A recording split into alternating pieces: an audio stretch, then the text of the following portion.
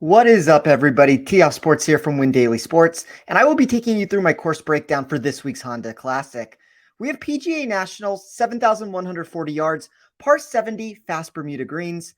Last five winners of the tournament have been Sepp Straka at 10 under par, Matt Jones 12 under par, Sungjae Im 6 under, Keith Mitchell 9 under, and Justin Thomas 8 under. You will notice some of the more challenging scoring conditions that will be presented this year in a non-major.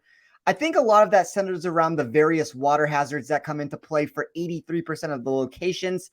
We see that with 15 holes presenting a combination of 26 water hazards. That answer sort of explains Florida courses in a nutshell, since water adds this unquantifiable metric to models that can become difficult to interpret mathematically. I've gone back and forth on if that's a good or a bad thing from a handicapping perspective in the past, since one lousy shot can quickly derail a ton of the hard work that you've accomplished during your round. There's a reason why this venue always either leads or is close to leading the tour in double bogey or worse rate. But there's something to be said about finding skill sets less likely to encounter implosion potentials for an event like the Honda Classic. So with all that being said, I weighed 7 categories this week when trying to figure out the optimal route to go. I started with 25% on strokes gained total on fast Bermuda. That took 67% tee to green and 33% putting. I remeasured 7.5% when looking in the strokes gained total in wind and 12.5% strokes gained total at hard par 70 courses. All of that generates your rather standard recalculation numbers to mimic the track.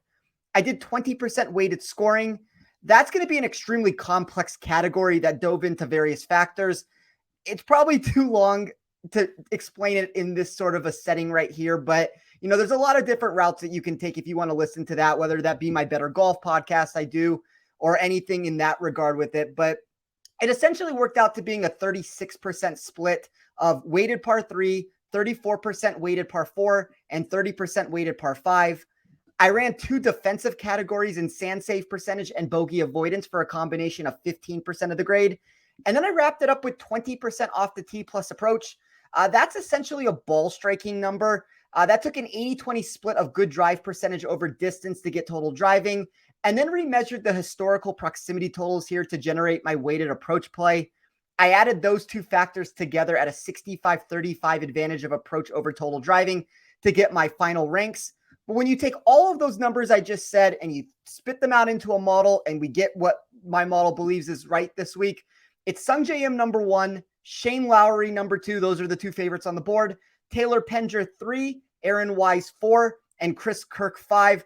That's a very standard return from what you would expect if you were running a model. I think that kind of tells you what we should be expecting this week. But kind of as I said, at the end of the day, anytime you add water to the equation, it is very difficult to figure out where exactly you want to go with all your metrics this week. But if you aren't doing so already, we hope you consider signing up to our Win Daily Gold membership for as little as $5.99 a week to get more insight like this. The entire team is in there to help you make informative decisions. And you can also tune into our PGA DraftCast every Tuesday at 6 Pacific time, 9 Eastern, if you want to take part in the most interactive golf podcast in the space with David Bieleski, Sia Nejad, Joel Schreck, and myself.